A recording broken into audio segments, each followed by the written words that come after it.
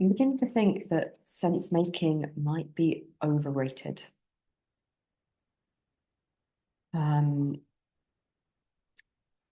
and I speak from both my own experience of go therapy, coaching things, and speaking as a coach. I see so many people like when something starts to move in them to immediately want to be able to explain it, to make sense of it. Where does it come from? Why am I feeling like this? Like, how did I get this way? And and I really want to make space.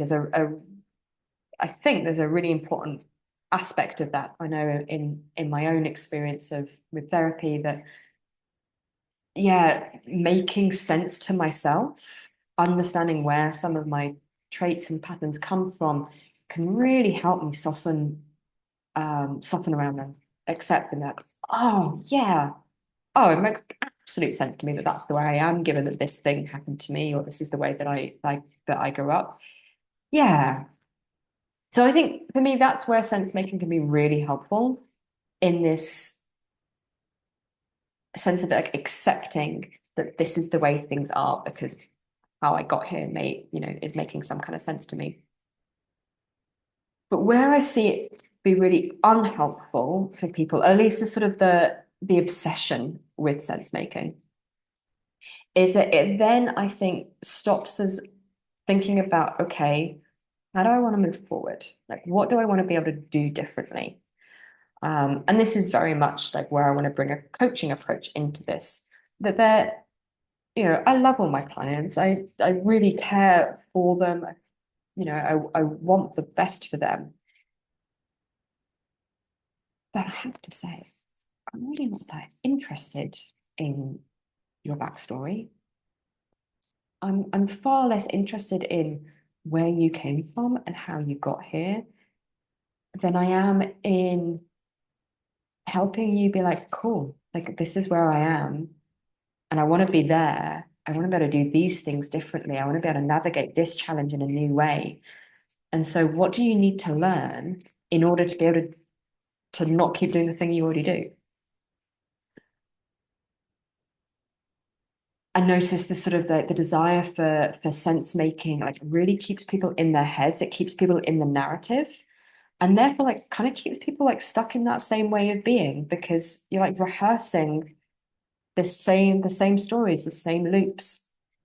Um, and and again, like it's not. I don't think that's really helping people because it's not giving you the space to then do something different or at least to think about like, what could be different going forward. Looping around in the stories in your head means that you're not paying attention to what you're doing in your body. And so I have a standing agreement with my coaching clients that if I notice them going into this mode, that I sort of have their consent to interrupt them, to pause and be like, oh, you're doing the thing. You're doing the sense making storytelling thing. Oh, I wonder how you feel. I wonder what you're doing in your body right now. And kind of coming out of the past back into the present in order to be able to orient to the future in a different way. So yeah, I do think sense making is really important. But I think if it's the place that you jump to all of the time without actually taking the time to sit with the sensory, the visceral experience, I think you're missing out on a whole bunch of wisdom. There's all this kind of stuff here because you're just rehearsing the same old story that you have about it. What is it really like to be you in those moments? And then, at least the clients that I see, they want to be able to do something different. That's what they come to coaching for. They're like, this thing isn't working. I want to try something new.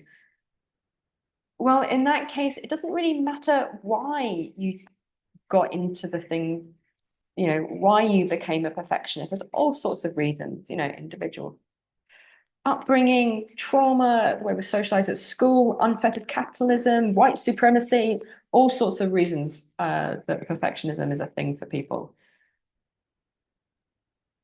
But ultimately, I don't know. I would say none of that matters. The thing that I find makes the big difference in being able to move forward and like unlearn some of these ways of being is to give yourself an option. To really have choice, you need to have range. You need to be able to practice something different. And yeah, so often in coaching sessions, I'll just remind clients to like allow your brain to be confused for a while. Like this doesn't have to make sense right now. And always like making space, at the latter stages of a session for sense making, for integration, like that is a really important part of the process, but not at the expense of leapfrogging what is happening in this present moment. And yeah, so what is the old pattern? How does that show up? And then what would it be like to do something different, to experiment with the opposite? How does that feel? How does that shift your perspective on this situation? So yeah, yeah, maybe sense making has its place, but not at the expense of some of these other ways of being with experience. Why isn't always the important thing if you want to be able to do something different? So I'd love to hear what this brings up for you, your experience of this. When has sense making really served you, and when has it, yeah, when have you jumped to that too quickly, and yeah, or you might notice that this happened to me where I like something makes a lot of sense to me. I'm like, great, yeah, I really understand that's the way I am.